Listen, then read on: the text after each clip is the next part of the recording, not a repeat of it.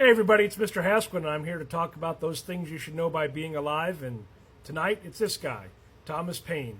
I want to talk to you about his life, his work, Common Sense, and why he mattered to the American Revolution and beyond. Thomas Paine, well, he was born in 1737. He was born in England, and he was a writer, and he was an activist. He was also a revolutionary thinker, and he was one of the most influential voices of the American Revolution. His words helped turn colonial frustration into a clear call for independence. Born in England, he worked as a corset maker, he was a sailor, he ended up being a tax collector, jack of all trades, master of none kind of thing.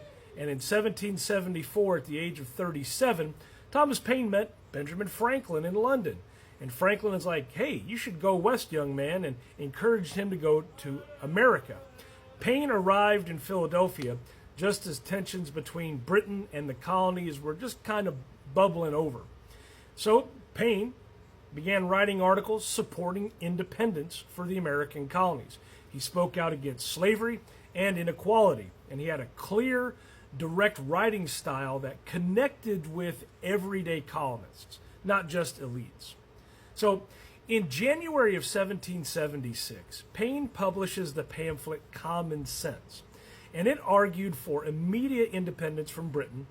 It criticized the monarchy and hereditary rule, and also it explained why America should create a republic with democratic principles.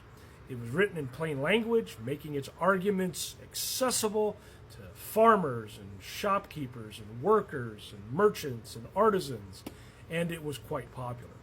Well, I'm just understating that. It was a massive success. It sold over 100,000 copies within a few months, making it one of the best-selling works in American history when you take it into, the relative to our population at the time.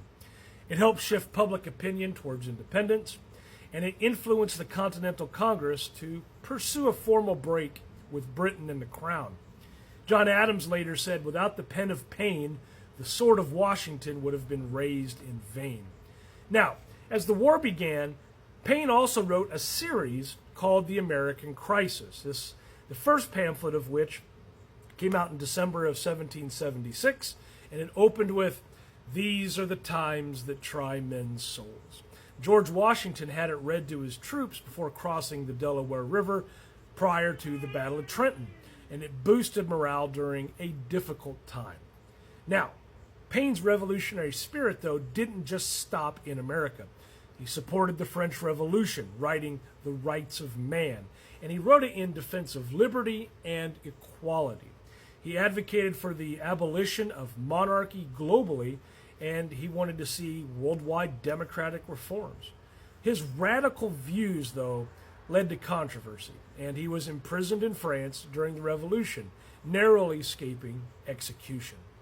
Now, in his later years, Paine faced criticism for his religious views. He wrote a work called The Age of Reason, where he challenged organized religion while affirming belief in a creator, in God. Now, this did not go over really well in a country now that was quite religiously conservative, or conservatively religious. I'm out of practice at summer break, right? So, despite a difficult end, Paine's writings, inspired revolutions and democratic movements. It encouraged ordinary people to demand a say in their government, and it showed how words could change the course of history. The end of his life, Thomas Paine passed away. There was an attempt to bury him in a Quaker cemetery, but he was not interred there. His remains were taken on by a private citizen in an attempt to try to get them buried in England, the land of his birth. It didn't go well. His remains have basically been lost to history. Some people claim to own like his skull or his right hand or things like that, but we're not really certain. So he's effectively on the run, I guess, right? So kind of wrapping this up, I got a little long-winded there. Thomas Paine used plain words. He used those words to spark extraordinary change. He was proving that ideas, when shared boldly, can shape nations. If you learned something new tonight about Thomas Paine, hey, that's great. That's why I'm doing these kind of things. If you could like, comment, share, follow, all those things, right? For more things you should know by being alive.